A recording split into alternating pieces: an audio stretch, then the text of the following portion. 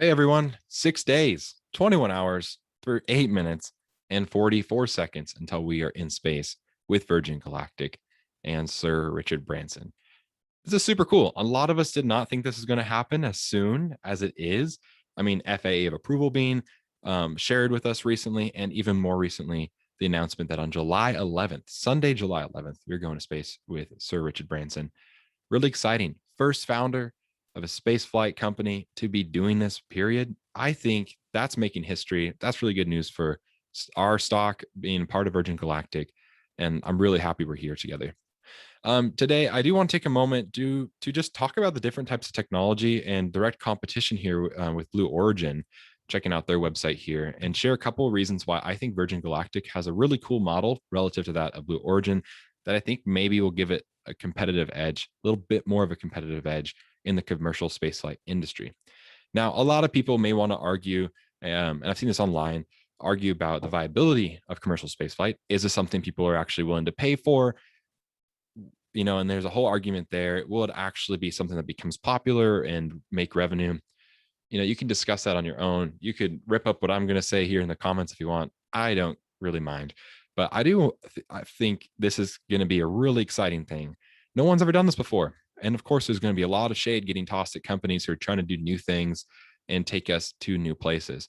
So, all that aside, we'll talk about some money figures here in a bit. But first, let's talk about the vehicles that are being used between these two companies, Virgin Galactic and Blue Origin. Okay, let me explain for those of you that don't know how Virgin Galactic is getting people to space.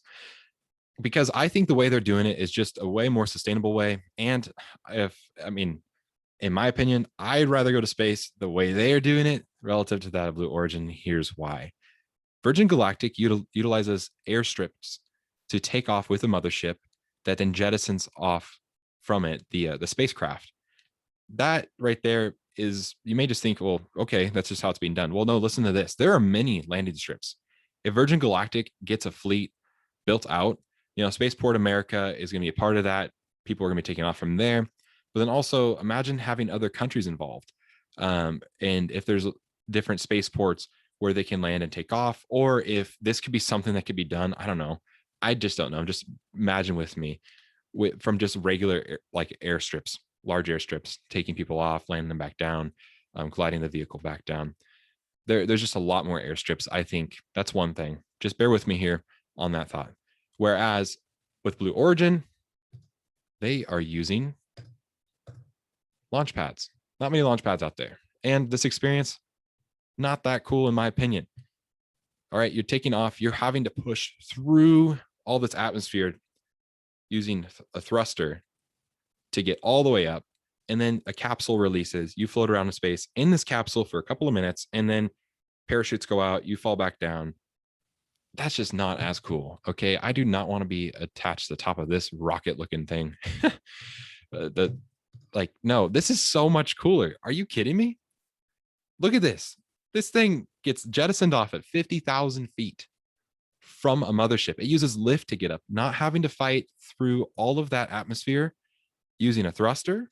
So I imagine the fuel cost is, I would want to see the numbers on this, but I imagine it's probably way less than the fuel being used in the case of the other vessel here, this other spacecraft, the New Shepard.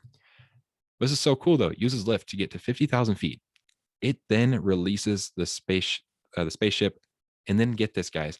As it jettisons off, it hits the speed of sound going straight, and then after it hits the speed of sound, they curve it up towards the apogee, low Earth orbit, and for a whole 60-second burn, only 60 seconds is that booster on that rocket, and it gets into space. Does this gnarly looking backflip where you can see out all these different windows, all these different points of views into the vacuum and the vastness of space, and also look down at our beautiful blue planet and see the curves to it, see the whole continental US and Mexico, all of this you can see from up there. That's amazing. And then not only that, but it then flips and glides back down. It's not falling from the sky using parachutes to stop and you're landing somewhere in the desert. No, you are gliding down back onto a nice airstrip. I think it's going to be a whole experience for the people who are paying top dollar for this. And so I'd much rather do that relative to just going up, having to fight through the atmosphere, getting launched out on this capsule and parachuting back down. It's so lame to me. It's so lame. This is so much better. And I am biased. I love this. I love their marketing. I love what they're doing. I love the technology. I love it all. So of course I'm going to have a bit of a different opinion. I'm sure somebody else out there is, wanting to fight me for their opinion on Blue Origin. That's fine. I have my own opinion. And I just want to share what I'm thinking with you guys, because I feel like this makes a lot more sense in terms of the commercial spaceflight industry, the turnaround time on landing it back down, getting it attached again, flying it back up, and all those processes getting ironed out, hopefully in the long run here. So that's what I think. Let me know what your thoughts are in the comments. That'd be cool. I would love that. I just think this is going to be so cool. Look at this backflip it does as you're looking at the Earth down below. Oh my gosh, just imagine being weightless right here, looking down. It's going to be nuts. So cool. Look at that. Look at that. That's fantastic. All right. So let's talk a little bit about the money. A lot of people are just like, well, I don't even know if this is going to bring in any money. Well, good news is 600 people were already willing to pay about $200,000 per seat to fly up to space with Virgin Galactic. That's cool. That's $120 million. And that's just 600 people. They only allowed 600 sales for tickets at that point. And I forget the timeline for that when they sold those. But what I'm hoping for is after July 11th, I'm hoping on July 12th, they announce new tickets being available. That'd be really nice. We get some revenue. It's going to be cool. And that's going to look really good for our spreadsheets. Now, Virgin Galactic relative to Blue Origin, like I said, $200,000 for a seat. What are we doing here, New Shepard? Let's see. Let me go back to their main page. What are you guys selling your tickets for? All right. One ticket at auction, $28 million. Okay. $28 million. There's a big margin between $200,000 and $28 million. People between those two numbers are there and willing to pay somewhere between those two numbers. I think there's going to be money that will be made. Okay. Just think about this. At auctions, how do they work? All right. Do I have an offer for $20 million? Someone raises their little sign. Yep. 22, 26, 28 sold. That's a big gap, just even in those numbers, the millions there. So yeah, I think if Virgin Galactic can keep their prices down, and they have a lot more seats on their vehicle too, by the way, there's a lot of margin there. There's so much margin. Someone is willing to pay anywhere from $200,000 to $28 million. All right, this is a luxury good. And at this point, Virgin Galactic can kind of charge, like they can charge way higher marked up price, and they probably will. My guess is in the short run, here at first, as they're developing and staging out things, getting to scale, it's probably going to be more expensive now than it ever will be in the long run.